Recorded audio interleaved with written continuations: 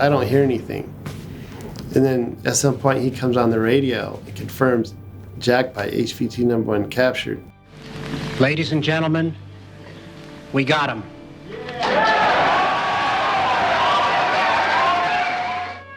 I'm Chief Warrant Officer 3, Harold Engstrom, and I currently work at the National Ground Intelligence Center in Virginia.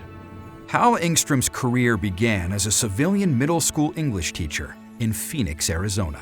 I have a master's degree in education, so that was my chosen career path. On September 11th, 2001, the career path Hal had chosen was about to take a turn. I was at my house getting ready to go teach that day, and I saw the attacks happen on TV. Today, our fellow citizens, our way of life, our very freedom came under attack.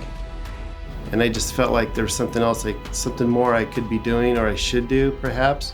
Only a few weeks after the attacks, Chief Engstrom enlisted in the Army, and after much research, selected All Source Analyst as his MOS. Having to extrapolate information and analyze it and think critically about it and expound on it, that was the type of work that I enjoyed as a student, and so I figured that would be the best fit for me in the Army.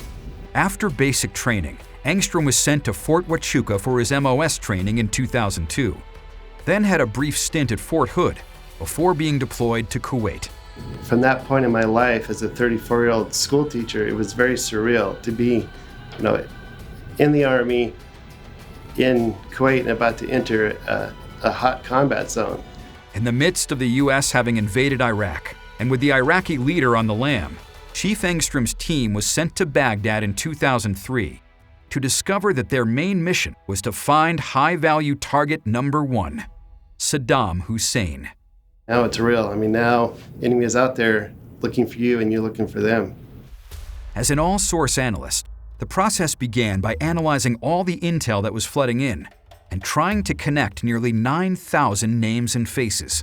So the information that we were getting, that we were putting together to drive these operations, was coming from human collectors, coming from SIGINT personnel, coming from all different intelligence groups. As a way to help connect the dots, Engstrom's unit created a chart of who's who in the Hussein regime.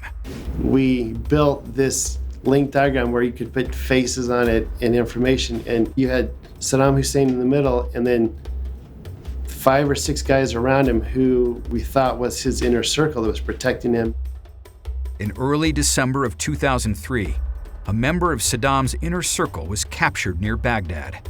As that intel and the operations are beginning to steamroll, you started getting a sense that we were getting close. On the night of December 13th, 2003, the pieces of the puzzle and months of hard work for Engstrom's unit came together. The operations center is abuzz, something big's going on.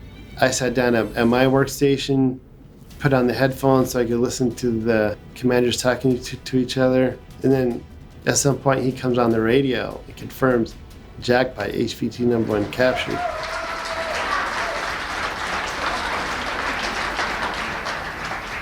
Saddam Hussein was captured Saturday, December 13th at about 8:30 p.m. local in a cellar in the town of Ad-Duar, which is about 15 kilometers south of Tikrit. It was announced that we had jackpot. The talk erupted in cheers and stuff. We were given high fives. And for me, as I've said, I've sort of sat back in my chair and took the headphones off and just sort of gave a sigh of relief, because it was the realization that all that work had finally come to fruition. The capture of Saddam Hussein was a satisfying end to the many hours Engstrom and his unit had put in on the job. I reflected on all those reports that I read, all those thousands of pages of reports, but at the time seemed mundane, and all that led to finding that needle in the haystack. For Chief Engstrom, the Army was always the place he was destined to be. In the past, when I would go to bed and read those history books, I would always say, this was such an incredible event. I can't imagine being there. I can't imagine being part of that history. So now looking back, I'm glad that I embarked on this career, and I feel like I've contributed. And it makes me feel good because I'm part of a larger team, and what we do is important. as a 13-year veteran of the U.S. Army, Chief Warrant Officer Hal Engstrom continues to lead the charge on the battlefield through the intelligence he collects and analyzes on a daily basis.